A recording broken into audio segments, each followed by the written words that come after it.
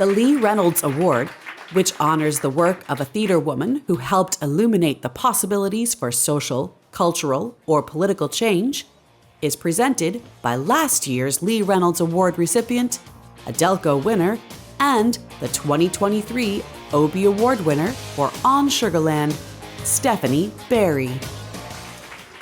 In my journey as an actress, as a human being, the New Perspective Theater, founded by Melody Brooks, was amongst one of the earliest theater spaces that I found myself in. It was one of my sacred playgrounds. I don't remember how I came to be at that really small but vibrant space right in the hub of the theater district. One could walk right by, which I did many times, until I became a regular there, changing in the makeshift dressing areas, working on, off, and behind the stage. But most significant were the countless political debates that I would have with Melody. Walk out of there pissed and still wanting to get the last word. Those passionate discussions fired me up, made me mad at her sometimes, and fueled my work. The environment was filled with that kind of discourse about the state of things, current events, about history, about justice, and how it fit in our work. New Perspectives Theater was one of those old school theater companies where some of our greatest actors developed and honed their craft, their imagination, and where social consciousness was inspired. These were the spaces that cultivated real discipline, hard work, a deep compassion for the process, and a commitment to use theater as a voice for social change. And today, New Perspective remains a small yet vibrant space that supports the historically marginalized voices to the page and to the stage. I am so humbled and honored, and I'm feeling a little giddy because Melody and I have been fighting for years. And I'm like, I can't wait to get back there and get the last word. But anyway, so I am just really honored to present to a dear old friend and a real pioneer, the League of Professional Theater Women's Lee Reynolds Award to Melody Brooks for her commitment for all the years of keeping New Perspective Theater alive through the tremendous challenges that live theater has faced, and continues to provide a home, particularly to the stories that have been historically unrepresented and to real diversity.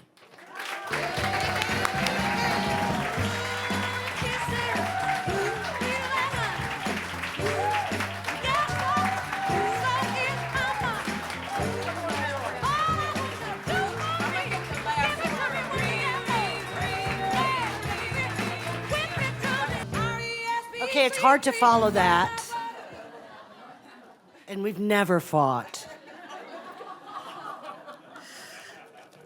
I'm really delighted to have Stephanie Barry present this award to me, and she got it last year, so I'm in really good company, not just with her, but with the amazing Anna DeVere Smith. Is like unbelievable to me, and all the other awardees, and so I thank the League for this opportunity. I started acting when I was 8 years old in a professional children's theater company in my hometown. And one of the first things we were taught was the concept of Greek theater, yes, at 8, where theater is supposed to be a mirror to the community that you live in, to hold that mirror up to the community so that we can be honest about who we are as a society, as an individual person, and through the experience of the theater, change.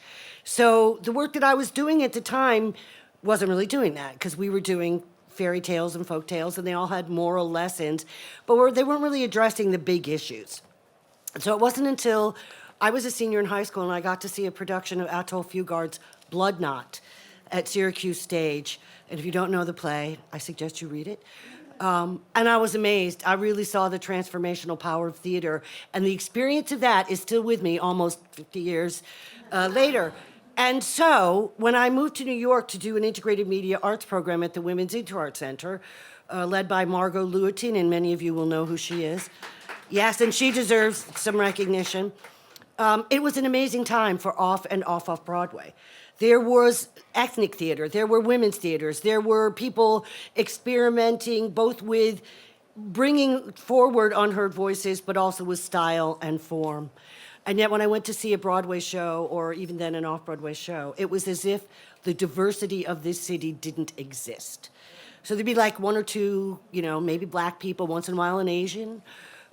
Exactly 2 plays by women were produced on Broadway during my early years here in New York. And so I was like, wait a minute, isn't theater supposed to hold a mirror up to society? And if more than half, the voices and stories are missing, how can we ever reckon with who we are and where we need to go? And so working at all these different companies, finally I thought, okay, I will try to answer these, and founded the New Perspectives Theater Company in 1991. Thank you. And our mission, which has never changed in 32 years, was simply to start with that whenever anyone would come to New Perspectives, they should see the same group of people they saw every day on a New York City subway or on a city street. And that was representative of our community and who we are, and learning who we needed to be. And so I've gained a lot from this myself. I've learned so much. I've engaged in some, challenging and even risky conversations. And I learned and benefited from this. So now I have to actually go to my script. Sorry about that.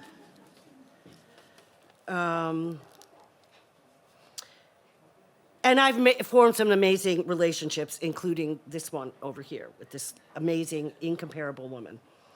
And I want to give a special shout out to our interns and our program assistants. 3 of them are working here at this event today. Young people from across the country and around the world come to New Perspectives specifically because of our mission. And that always amazes me, that in 2023, we seem to be unique in our mission. They're the heart and soul of our efforts to use theater to make change. They keep us old people honest about that mission, because it evolves. And I'm grateful to the League for the Lee Reynolds Award. But I do want to say we're not done. Our job is not done.